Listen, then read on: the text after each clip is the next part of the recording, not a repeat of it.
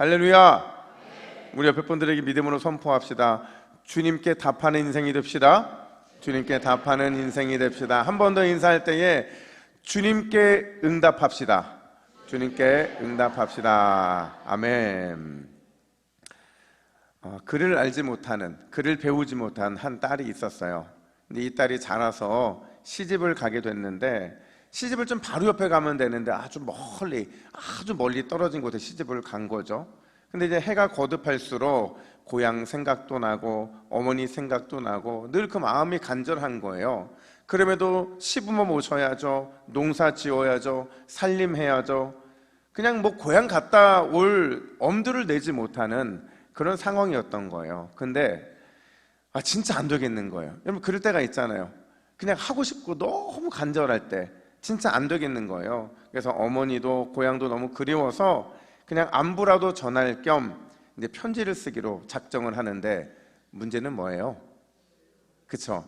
이 딸이 글을 배워보지도 못했기 때문에 한글을 모른다는 거였어요. 어쩌면 좋을까 한참을 고민하다가 이 딸이 꾀를 냈는데, 글 대신 그림을 그려서 이제 편지를 쓰기로 한 거죠. 어떤 그림을 그렸느냐? 이 커다란 종이에다가 이 굴뚝을 하나 그린 거예요. 그리고는 그 굴뚝 위에 하늘을 훨훨 날아가는 새 한 마리를 그려서 편지를 보낸 겁니다. 이 편지를 이제 그 고향집에 도착을 했는데, 글을 배우지 못한 딸이 편지를 썼다는 소식에 사람들이 궁금한 거예요. 도대체 뭐라고 편지를 썼을까? 그래서 이제 그 어머니를 찾아가서 편지를 같이 펼쳐보게 됐는데, 그냥 글은 없어요. 뭐만 있어요? 어떤 그림이에요? 굴뚝 하나하고 굴뚝 위를 날아다니는 새 한 마리가 전부인 거죠. 이게 도대체 어떤 의미일까? 머리를 맞대고 고민하고 또 고민합니다. 근데 해석이 안 되는 거예요. 굴뚝하고 새하고 무슨 관계라고 서로 고민하다가 풀리지 않으니까 어머니를 딱 봤는데, 어머니가 그 의미를 알고 막 울고 있는 거예요. 그래서 묻습니다. 도대체 무슨 의미이기 때문에 이렇게 우는 겁니까? 그랬더니 여러분, 이 어머니가 뭐라고 말을 하느냐? 어머니를 보고 싶은 마음은 굴뚝 같은데 보러 갈 뭐가 없어요? 새가 없는 거죠. 보러 갈 새가 없는 거죠. 아직도 이해를 못 하시는 분이 계신 게 아쉬울 뿐입니다. 어머니는 말 안 해도 안다라는 글의 한 부분이었어요. 여러분, 이걸 이심전심이라고 하죠. 무슨 뜻이냐면, 막연하기 때문에, 특별한 관계이기 때문에 서로 눈빛만 봐도 어떤 마음인지 알 수 있다라는 거예요. 오늘 본문의 제자들과 예수님의 관계가 그러지 않았을까요? 지금 예수님과 제자들은요, 함께 동고동락한 지 3년째 되고 있어요. 3년 동안 함께 있으니까 그냥 함께 한 게 아니라 예수님과 끊임없이 교제하고 예수님으로부터 지속적으로 말씀의 훈련을 받았으니까 얼마나 이심전심이어야 옳겠냐는 거죠. 눈빛만 봐도 그 마음을 알고, 숨소리만 들어도 어떤 문제가 있는지 잘 알 정도로 이들은 서로 친밀한 관계여야만 옳았다는 거예요. 근데 갑자기 뜬금없이 예수님께서 제자들을 향해서 묻습니다. 마치 제자들의 마음을 확인하고 싶은 양 주님이 물어요. 뭐라고 묻느냐? 13절 하반절 말씀 같이 한번 읽어볼까요? 시작. 사람들이 인자를 누구라 하느냐. 자, 여러분, 세간에 대한 평가를 지금 주님이 묻고 계신 거예요. 근데 이 질문에 제자들이 굉장히 당황했어요. 왜 당황했겠습니까? 묻고 계신 예수님의 의도가 뭔지를 몰라서 당황했을 것이고, 어떻게 대답해야 예수님의 마음을 기쁘게 해드릴지, 흡족하게 해드릴지, 그걸 고민하느라 당황하고 또 주저하고 있었다라는 거죠. 근데 얼마나 침묵이 흘렀을까? 이런 세간의 평가를 제자들이 내놓는데, 우리 14절 말씀도 같이 한번 읽습니다. 시작. 이르되 더러는 세례 요한, 더러는 엘리야, 어떤 이는 예레미야나 선지자 중에 하나라 하나이다. 아멘. 여러분, 이 평가를 내놓으면서 아마도 제자들은 이런 생각을 하고 있었을 거예요. 야, 이 정도 평가면 우리 예수님이 흡족해 하시겠지. 이 정도 급이라고 올려드리면 당연히 예수님 좋아하시겠지. 아마 제자들은 그런 마음이었을 거라는 거죠. 그럴 수밖에 없는 게요, 여러분, 제자들이 언급하고 있는 세례 요한, 엘리야, 예레미야, 심지어 선지자 중에 한 사람이라고 표현하고 있는 이거는요, 지금 예수님을 대단한 능력자로 표현하고 있는 거예요. 특별한 변혁가이고 심지어 위대한 사명자라는 것을 말하고 있는 거죠. 사실 예수님은요, 이 세 사람과 굉장히 닮아 있어요. 어떻게 닮아 있느냐? 여러분, 예수님과 세례 요한이 어떻게 닮았죠?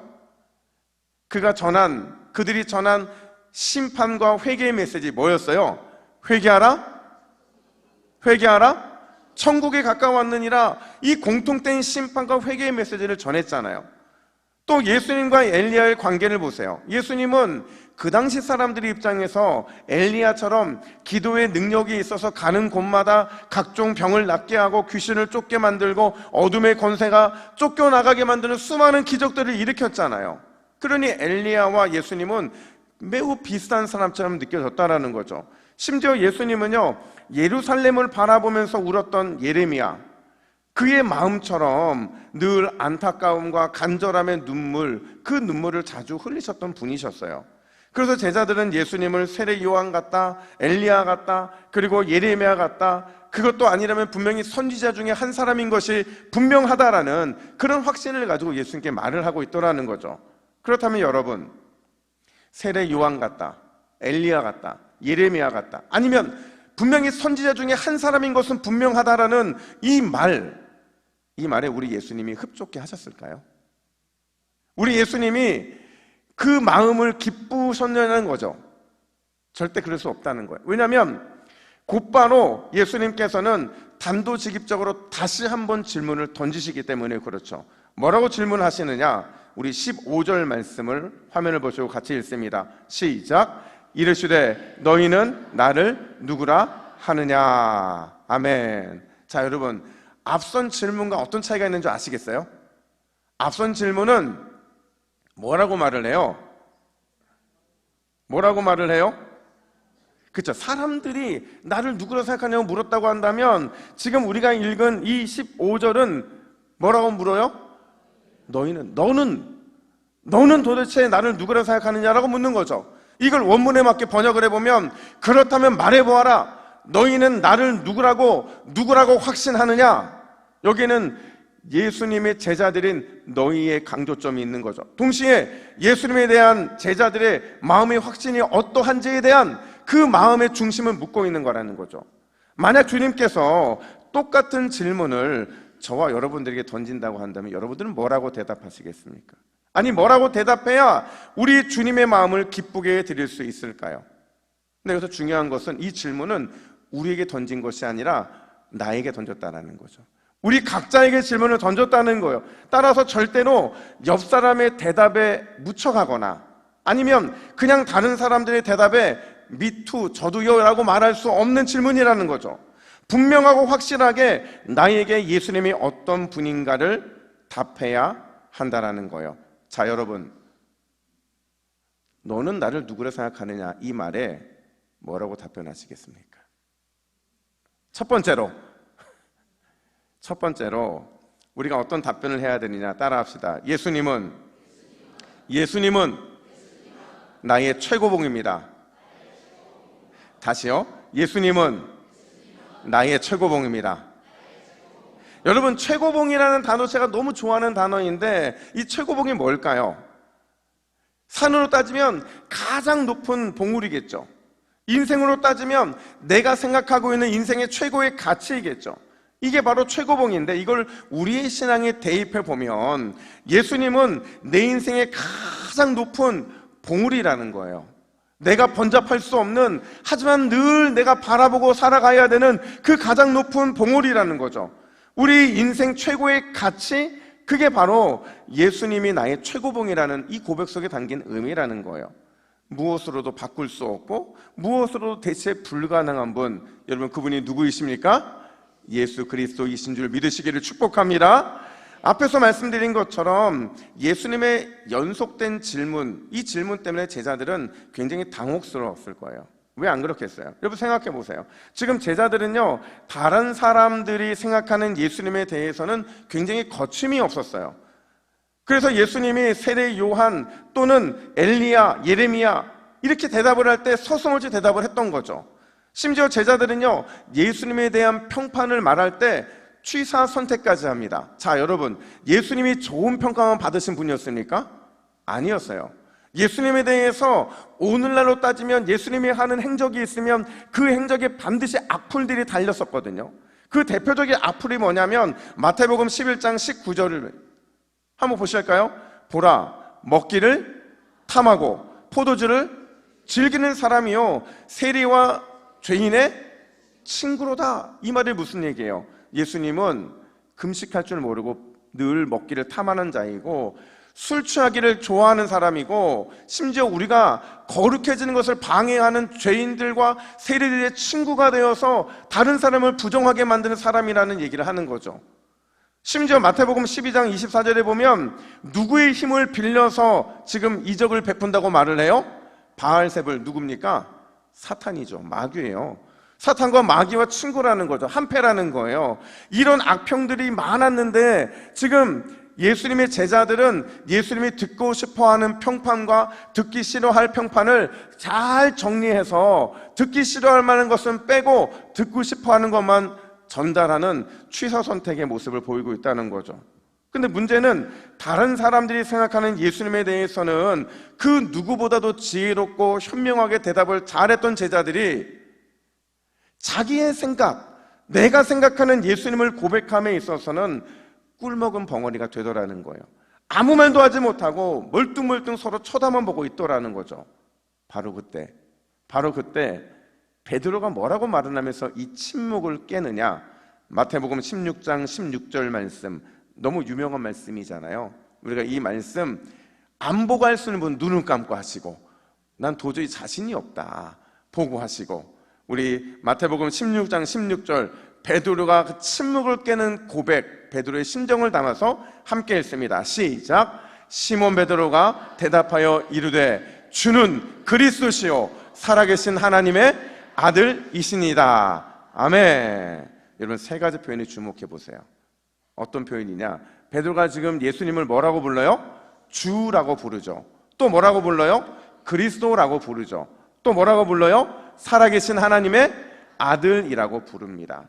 여기서 주라는 거, 여러분, 여기서 주라는 것은요 예수님의 주인 되심을 말을 하는 거예요.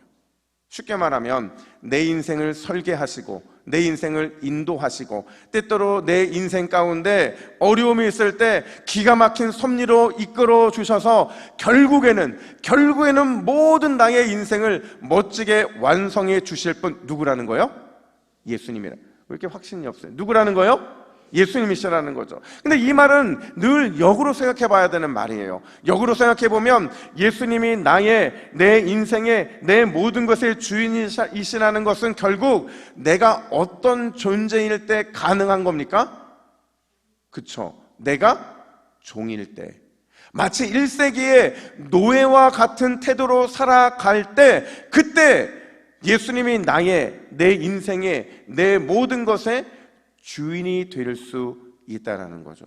이걸 똑같은 표현을 시편 기자가 뭐라고 표현을 하느냐? 시편 123편 2절 말씀, 우리 화면을 보시고 같이 읽습니다. 시작. 상전의 손을 바라보는 종들의 눈같이, 여주인의 손을 바라보는 여종의 눈같이 우리 눈이 여호와 우리 하나님을 바라보며 우리에게 은혜 베풀어 주시기를 기다리나이다. 아멘. 여러분, 종의 마음이 느껴지십니까?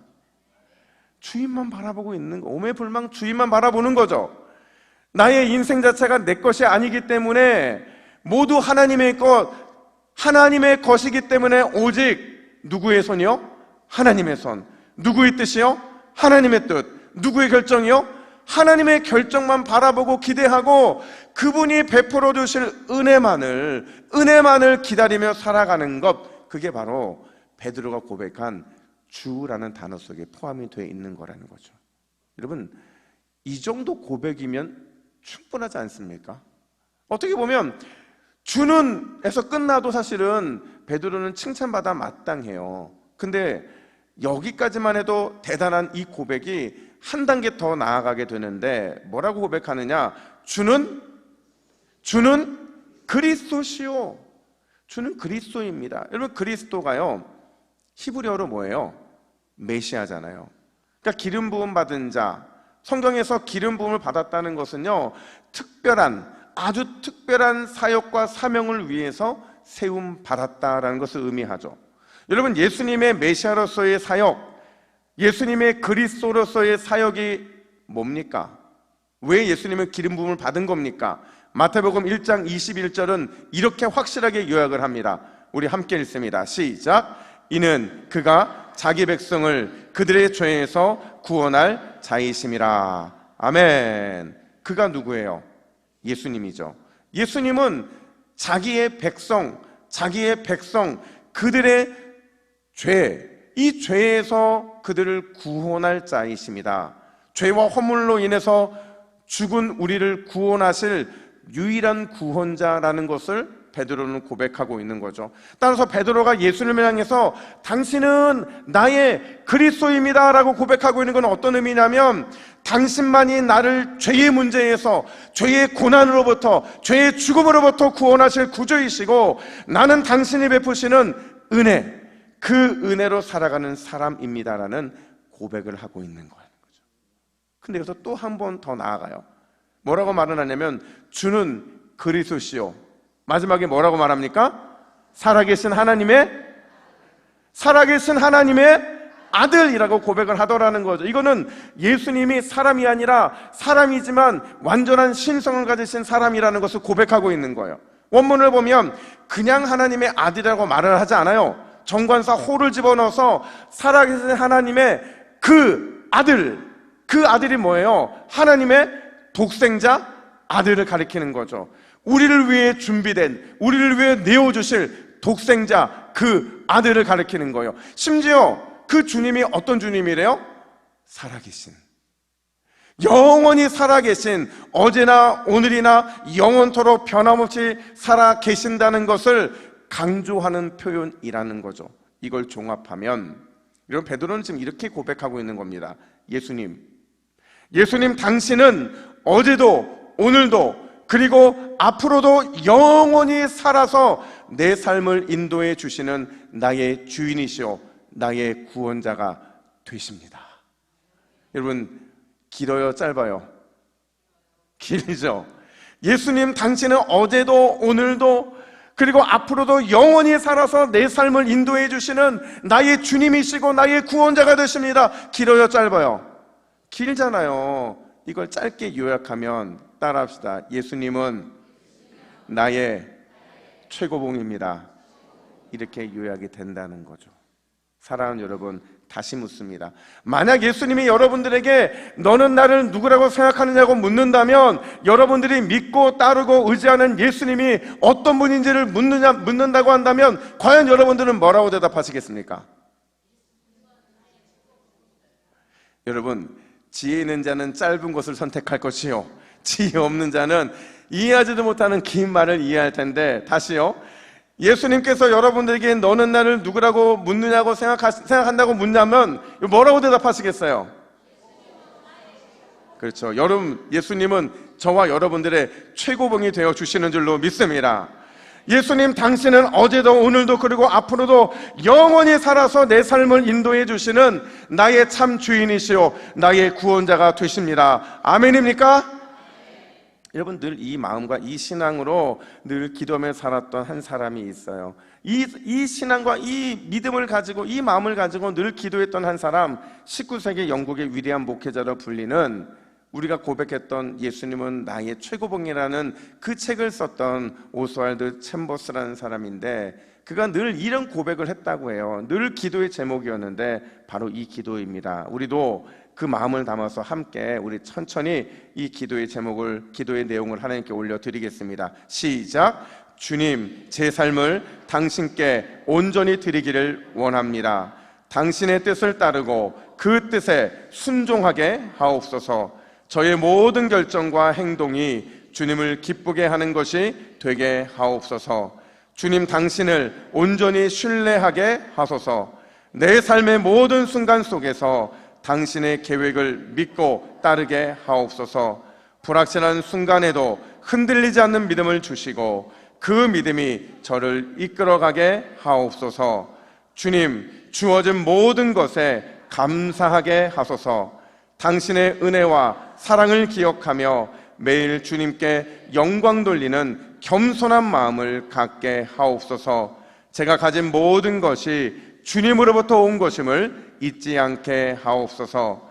주님, 제가 날마다 당신 안에 자라나게 하소서. 말씀과 기도를 통해 더욱 성숙한 그리스도인이 되게 하옵소서. 세상의 유혹을 이기고 주님만을 바라보는 삶을 살게 하소서. 아멘이십니까? 여러분, 예수님이 나의 최고봉이라고 확신하고 믿는 사람은 절대로 자신이 그 주님이 있어야 될 최고봉의 자리에 앉지 않습니다. 주님이 나의 최고봉임을 믿고 따르고 순종하는 사람은 항상 내가 주님의 종이라는 사실을, 내가 노예라는 사실을 잊지 않는다는 거죠. 오히려 종이 받을 은혜, 그리고 노예가 받은 사랑, 그것만을 기억해야 된다라는 거예요. 여러분, 모든 순간 최고봉의 자리를 늘 예수님께 내어드리고 우리는 오직 주님만 바라보고 주님의 은혜만을 구하는 그런 복된 삶이 되시기를 예수님의 이름으로 축복합니다. 너는 나를 누구라 생각하느냐? 이 주님의 질문에 대한 우리의 두 번째 대답이 있어요. 뭐냐? 따라합시다. 성령을 구하는 인생 살겠습니다. 성령을 구하는, 성령만 구하는 인생을 살겠다라는 이 고백이 우리에게 필요하다라는 거죠. 여러분, 너무나도 지혜롭고 또 위대한 신앙 고백을 한 베드로를 향해서 주님이 오늘 뭐라고 말씀하시느냐? 우리 17절 말씀을 같이 한번 읽어볼까요? 17절입니다. 시작. 바요나 시몬아, 내가 복이 있도다. 이를 내게 알게 한 이는 혈육이 아니요 하늘에 계신 내 아버지시니라. 아멘. 자, 여러분, 지금은 베드로의 마음을 지금 여러분이 들여다봐야 돼요. 아니, 내가 베드로의 심정을 한번 생각해 보는 거죠. 지금 나는 위대한 또 지혜로운 신앙 고백을 했어요. 그런 나를 향해서 17절에서 바요나 시몬아, 네가 복이 있도다. 이를 내게 알게 한 이는 혈육이 아니고 하늘에 계신 내 아버지시다. 이 말을 들었을 때 베드로의 마음이 어땠을 것 같아요? 어땠을 것 같아요? 표정들을 보니까 여러분들이 베드로가 아닌 게 너무 감사해요. 아마 저도 그렇지만 여러분, 우리 모두 다 이 말을 들었을 때 서운했을 거예요.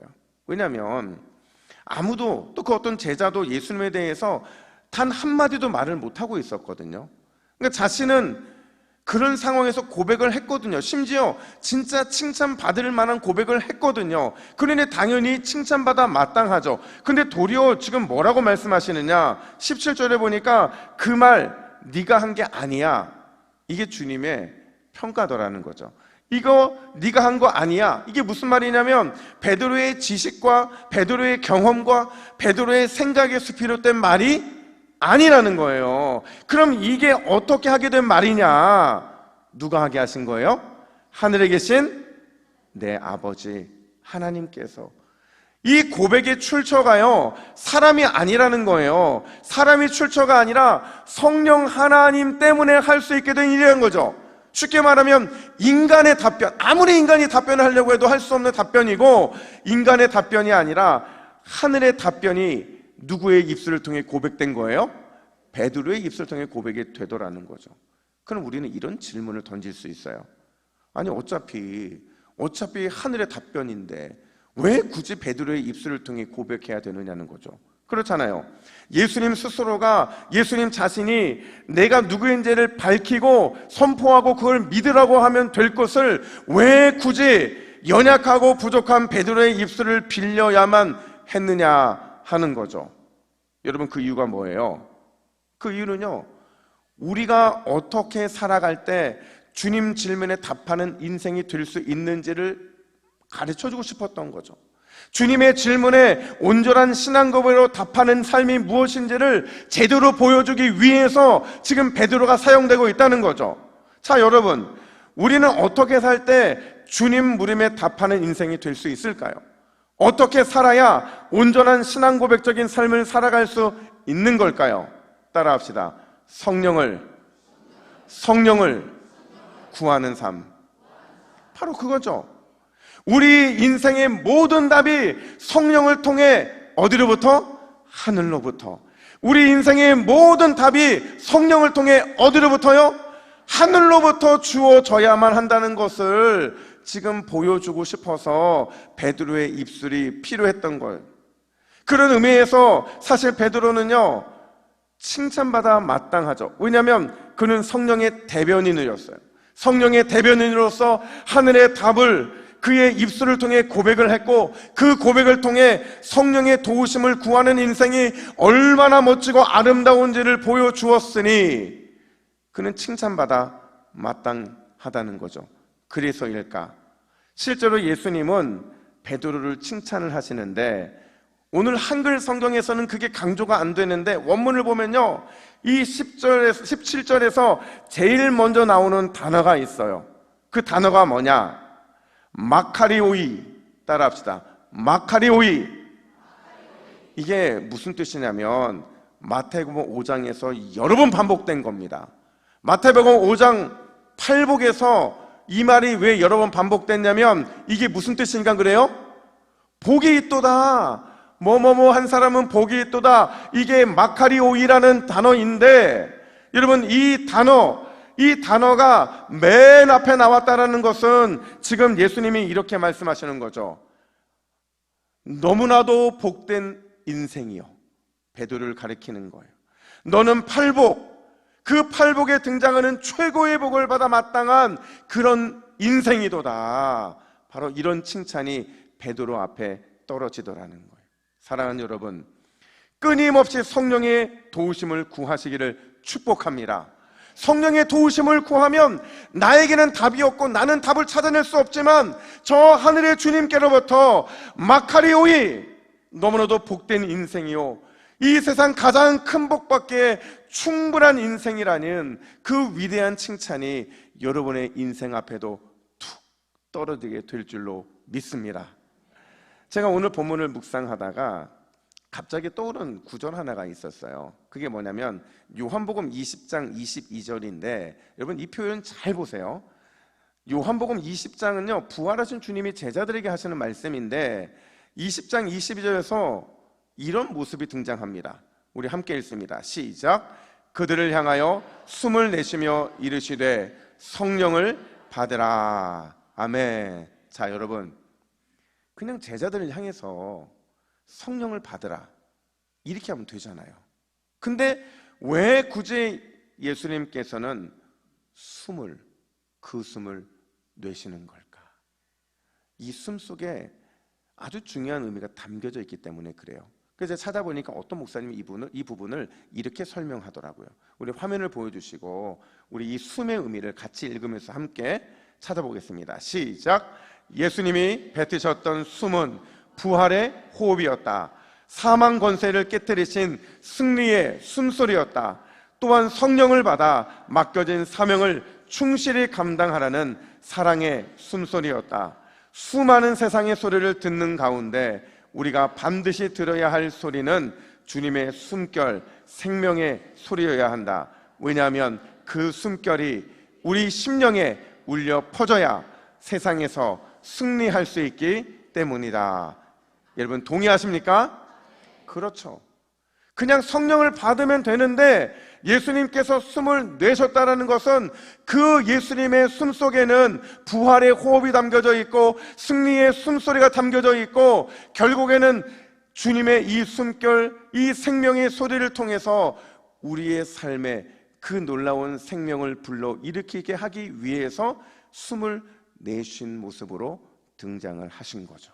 여러분, 오늘날 이 숨소리는 저와 여러분들에게 하나님의 숨결, 성령의 숨결이 돼야 될 줄로 믿습니다. 우리가 성령을 구하고 그분의 은혜를 구하면 반드시 그 숨의 내쉼의 은혜의 역사가 저와 여러분의 삶에 나타날 수밖에 없는 거예요. 힘들 때, 고난이 나를 찾아왔을 때, 답답할 때, 염려가 나를 엄습할 때 주님의 숨소리, 성령의 숨을 구하시면 반드시 부활의 호흡이, 승리의 호흡이 우리에게 돌아오게 될 줄로 믿습니다. 오늘 말씀을 정리합니다. 여러분, 오늘도 주님은 여전히 우리에게 물으세요. 너는 나를 누구라고 생각하느냐? 여러분, 답은 두 가지밖에 없어요. 뭐라고 답해야 됩니까? 예수님은 나의 최고봉입니다. 당신은 성령을 통해 승리를 주시는 하나님의 숨결입니다. 여러분, 이 고백으로 이번 한 주도 치열한 영적인 전쟁터에서 날마다 승리 또 승리하시기를 예수님의 이름으로 축복합니다.